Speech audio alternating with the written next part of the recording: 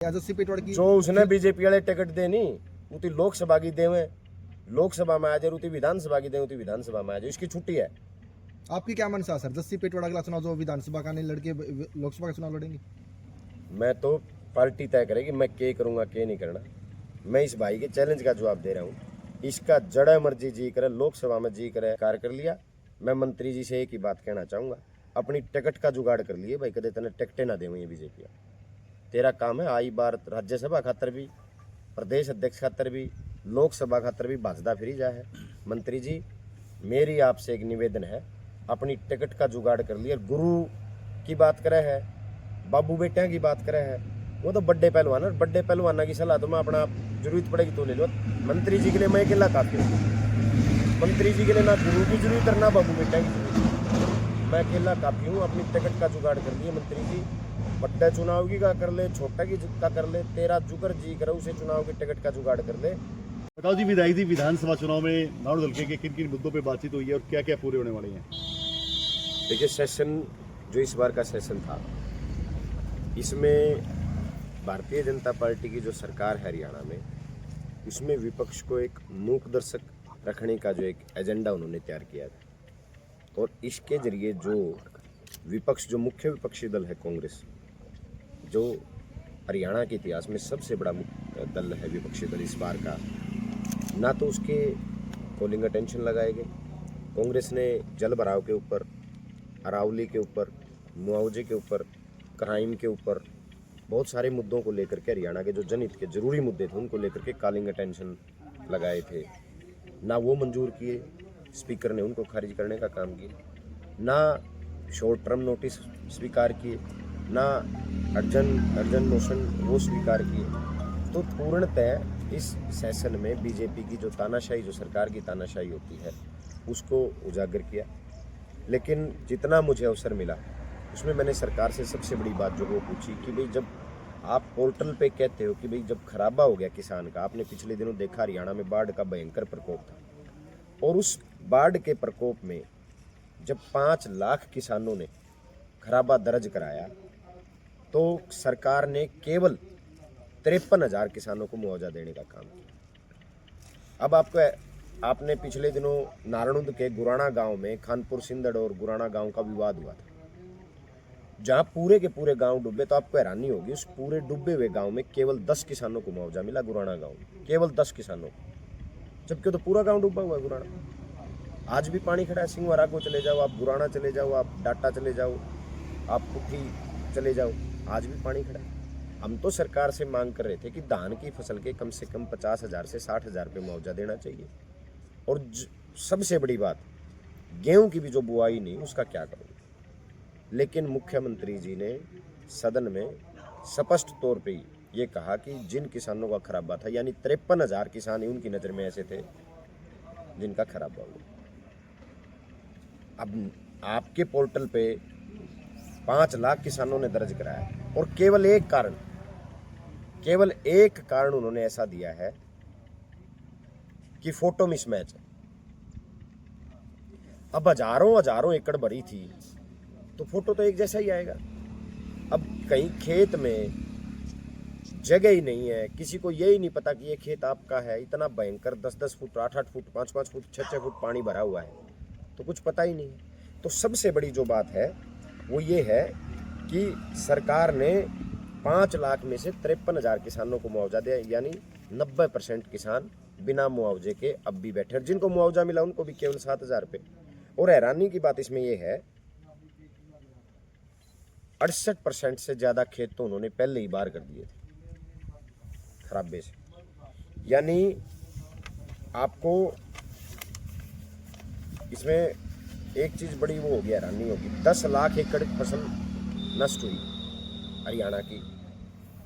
तो सबसे पहले तो पोर्टल पे ही केवल 4.25 लाख एकड़ दर्ज कराई गई, वहीं काट दिए लगभग 6.25 लाख, तो वहीं चले गए। 6,70,000 एकड़ तो वहीं बार कर दी। उसके बाद जब मुआवजा दिया 1,20,000 एकड़ को ही खराबा मान के 2.5 लाख एकड़ को फिर से सिरे से खारिज कर दिया। ये किसानों के प्रति इस सरकार का दोगला चरित्र है जो आया। दूसरा मेरा सबसे बड़ा जो मुद्दा है वो मैंने कौशल के कर्मचारियों के लिए लगाया। विधानसभा में मुख्यमंत्री जी कौशल के कर्मचारियों को पक्का, कच्चे कर्मचारियों को और कौशल कर्मचारियों को पक्का करने के लिए जॉब गारंटी बिल लेके आए थे पिछले सेशन में। और हैरानी है, जिस महान सदन की गरिमा इतनी बड़ी हो, उस महान सदन में जब जॉब गारंटी बिल आ जाए और फिर शाम होते होते रात होते होते कौशल के हजारों कर्मचारियों को हरियाणा से बाहर कर दिया गया, वो भी आज इंतजार कर रहे हैं।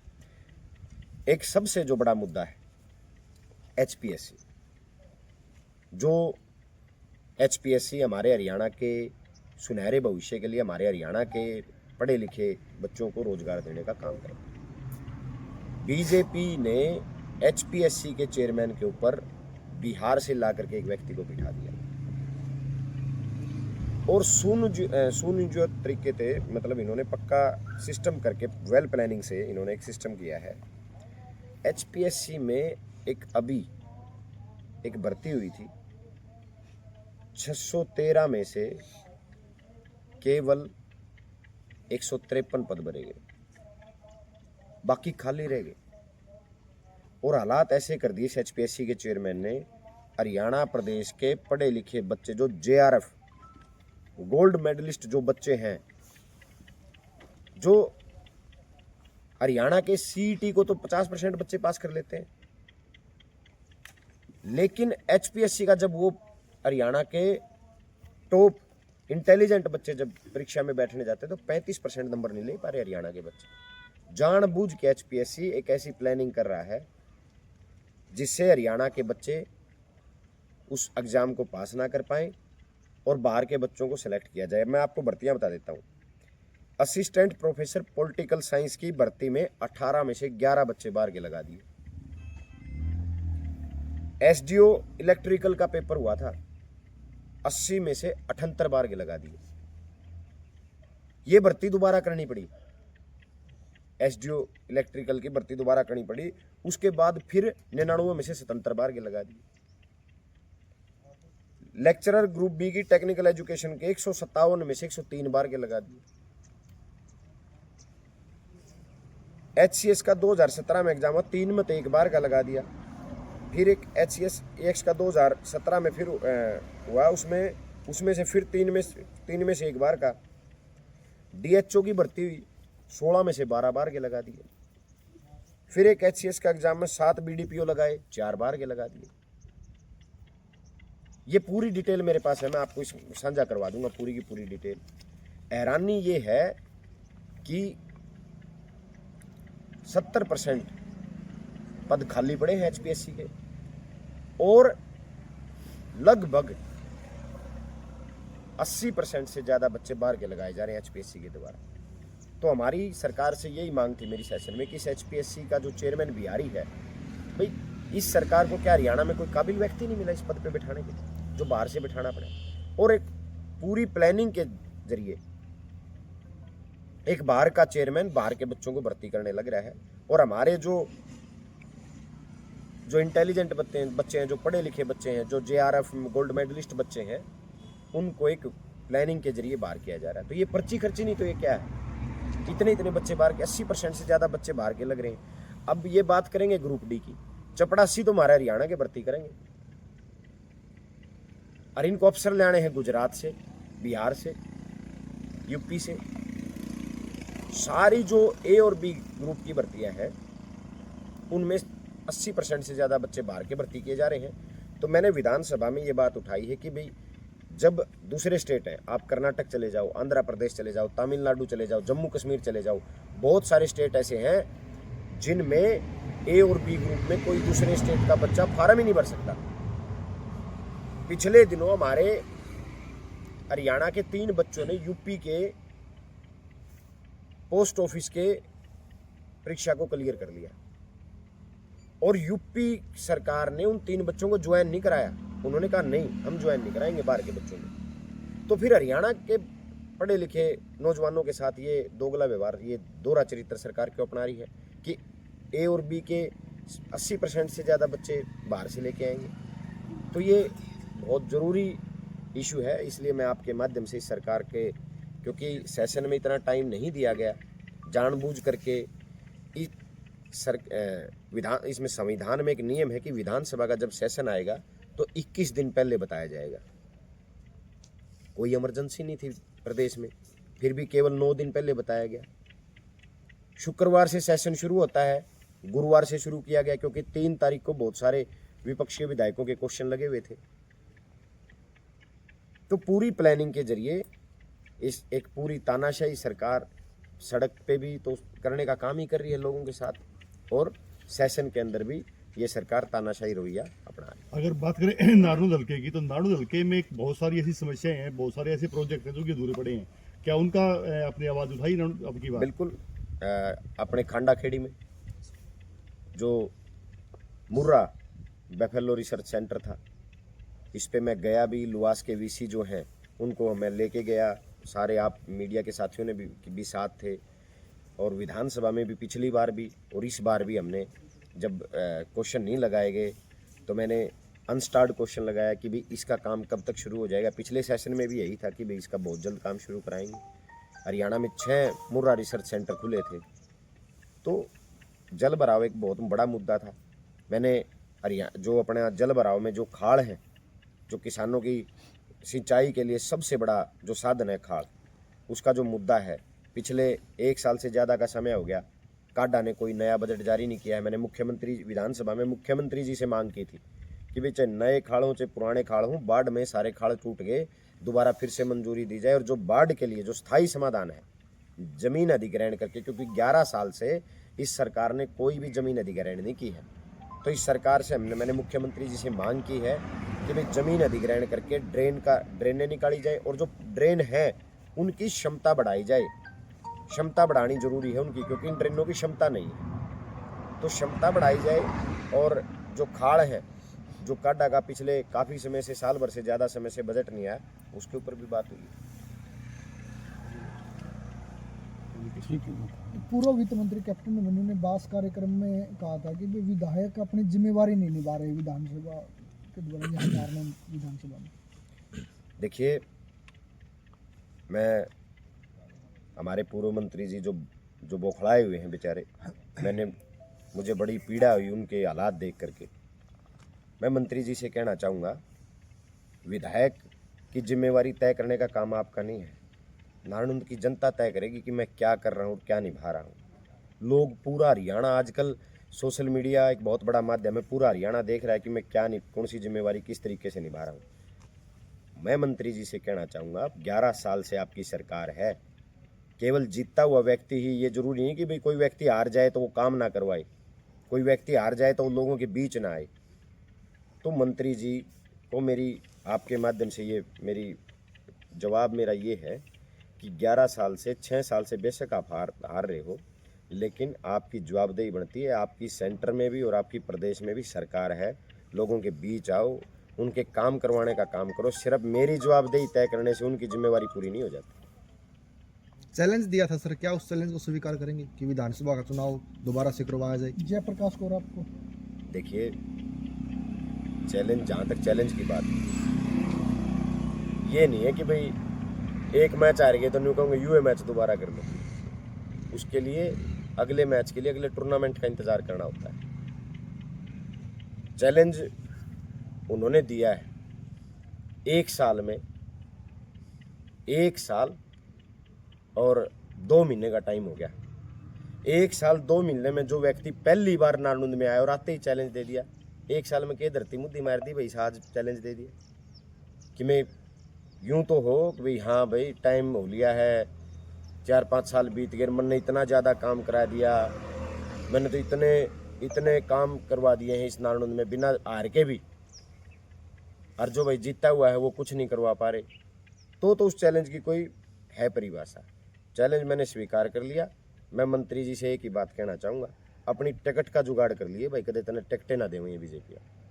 तेरा काम है आई बार राज्यसभा खातर भी, प्रदेश अध्यक्ष खातर भी, लोकसभा खातर भी भाजदा फिरी जा है। मंत्री जी, मेरी आपसे एक निवेदन है, अपनी टिकट का जुगाड़ कर लिया। गुरु की बात करे है, बाबू बेटिया की बात करे है, वो तो बड़े पहलवान है, बड़े पहलवाना की सलाह तो मैं अपना जरूरत पड़ेगी तो ले लो। मंत्री जी के लिए मैं अकेला काफी हूँ। मंत्री जी के लिए ना गुरु की जरूरत है ना बाबू बेटिया की जरूरत। मैं अकेला काफी हूँ, अपनी टिकट का जुगाड़ कर लिए मंत्री जी। बड़े चुनाव की का कर ले, छोटा की का कर ले, तेरा जुगर जी करे उसे चुनाव की टिकट का जुगाड़ कर ले। जस्सी पेटवाड़ की जो उसने बीजेपी वाले टिकट देनी उती लोकसभा की देवे, लोकसभा में आ जाए, उती विधानसभा की देवे, उती विधानसभा में आ जाए, इसकी छुट्टी है। आपकी क्या मनसा है सर? जस्सी पेटवाड़ अगला चुनाव जो विधानसभा का नहीं लड़के लोकसभा का चुनाव लड़ेंगे? मैं तो पार्टी तय करेगी मैं क्या करूँगा क्या नहीं करना। मैं इस भाई के चैलेंज का जवाब दे रहा हूँ, इसका जड़ा मर्जी जी करे, लोकसभा में जी करे, इसने अपनी पार्टी की टिकट पक्की कर ले। पहला ही मैंने लगता को नहीं थी बीजेपी वाले टिकट देंगे, ये अपनी पार्टी की टिकट पक्की कर ले। जड़े इसकी टिकट पक्की ओड़े मैंने बता दे, ओड़े इसके लग उड़ जाएंगे। इसने तो सूते सूते भी हरा जाएंगे यार। इसको हराने के लिए किसी दूसरे व्यक्ति की जरूरत नहीं है, इसको खुद का घमंड ही हराता है।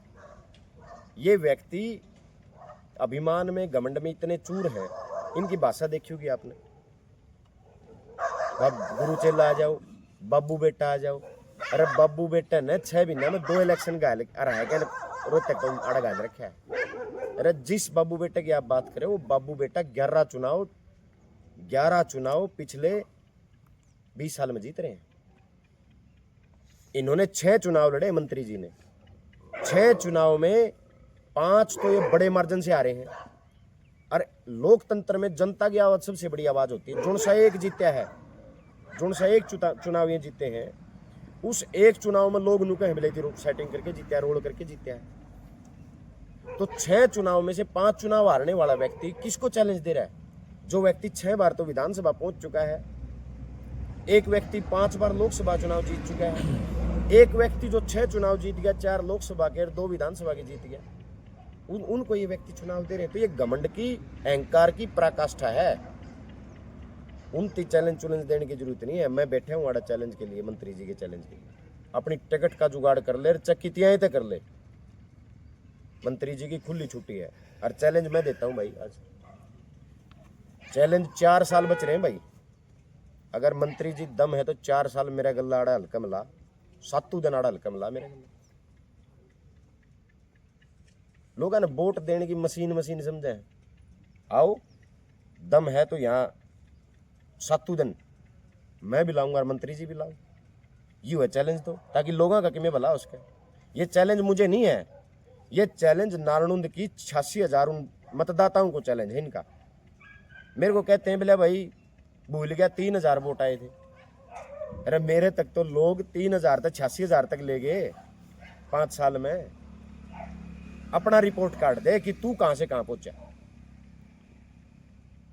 60,000 तक 72,000 तक पहुंचा है और नारनौंद की जनता ने मुझे 3,000 तक लेके 86,000 तक ले गई। और जब ये मंत्री जी चुनाव लड़ने नारनौंद में आए थे, ये सीट भारतीय जनता पार्टी की सीट थी। 2005 में यहां से भारतीय जनता पार्टी के विधायक थे रामकुमार गौतम जी। और जब ये 2009 में लड़े ना बीजेपी से, सीट बीजेपी की होते हुए तीसरा नंबर आए। 2014 में मुख्यमंत्री का झूठा ढकोसला बना के वोट ले गए। बोले मुख्यमंत्री जी मुख्यमंत्री बनेंगे, लोगों ने वोट दे दिए।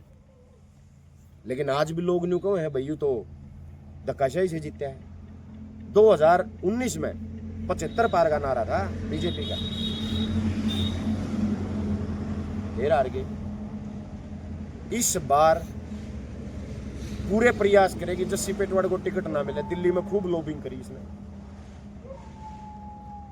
लेकिन इस बार फिर हार गए। तो 4 चुनाव में तो 3 तो नारनौंदे हार रहे हैं। चैलेंज तो वो आदमी देना जो एक आधी बार गलती था हार जाए।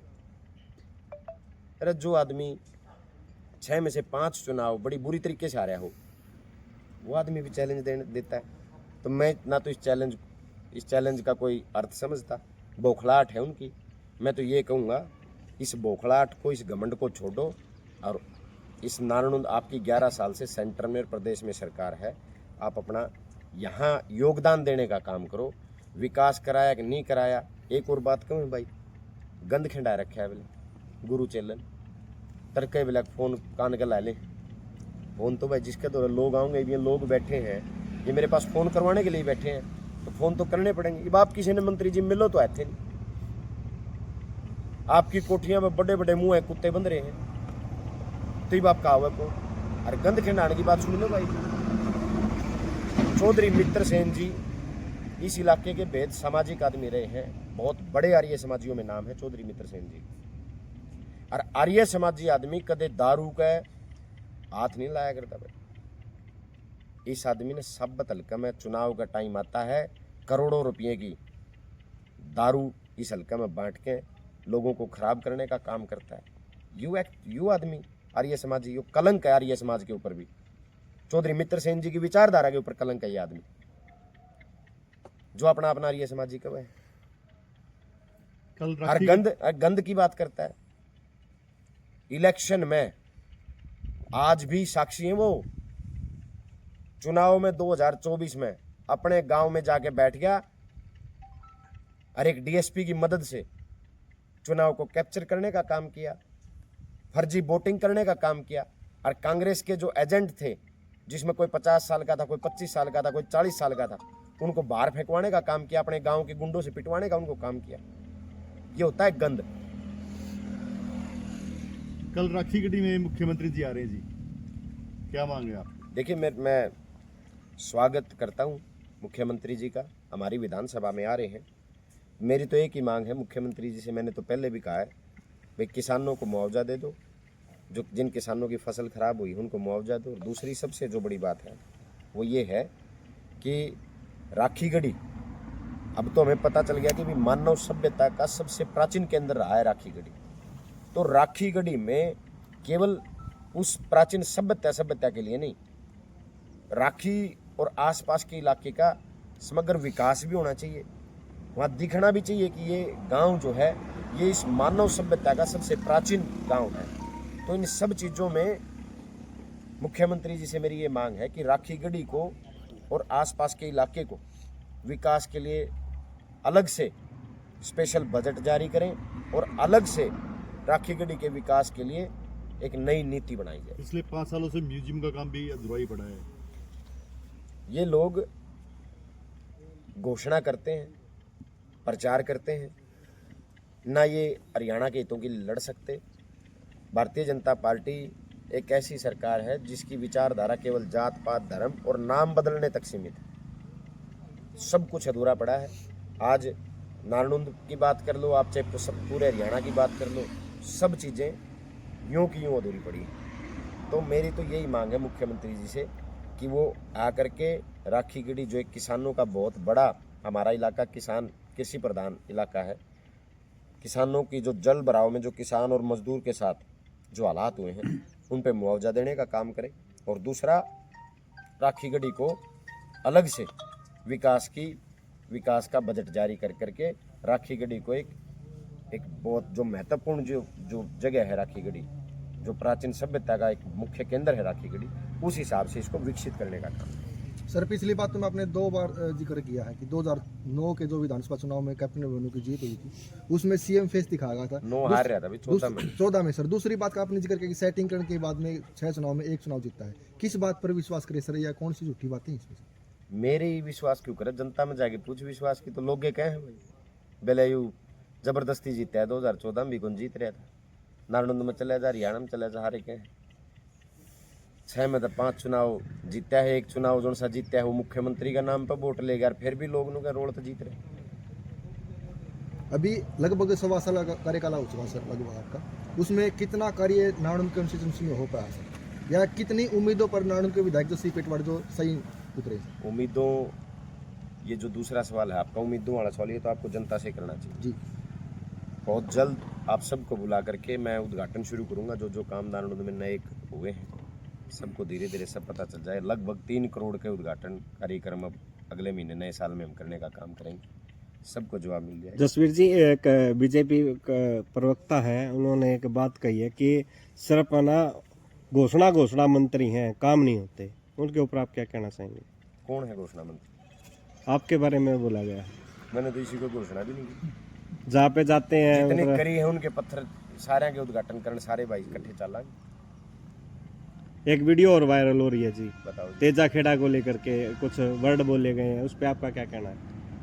भाई जस्सी पेटवाड़ तो वहाँ पे अपनी आज भी उनकी चप्पलें वहीं पे हैं और वहाँ पे काटने न लाया, इस तरह के वर्ड। फुर्सत मेरे पास नहीं कि मैं वाहियात लोगों का जवाब दूं।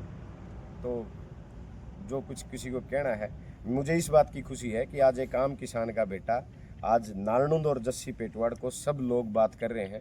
मुझे इस बात की खुशी है कि भाई सब लोगों के जहन में मैं बैठा हूं, तो ये एक अच्छी बात ये है। सर विधानसभा के 2 सत्र जा चुके हैं।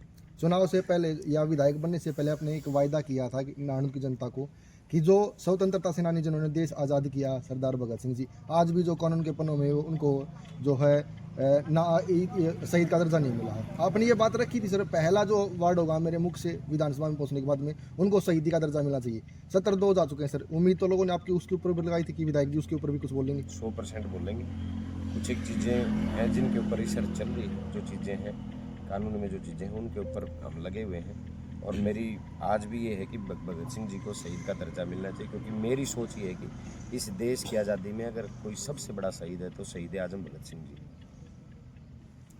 ठीक है।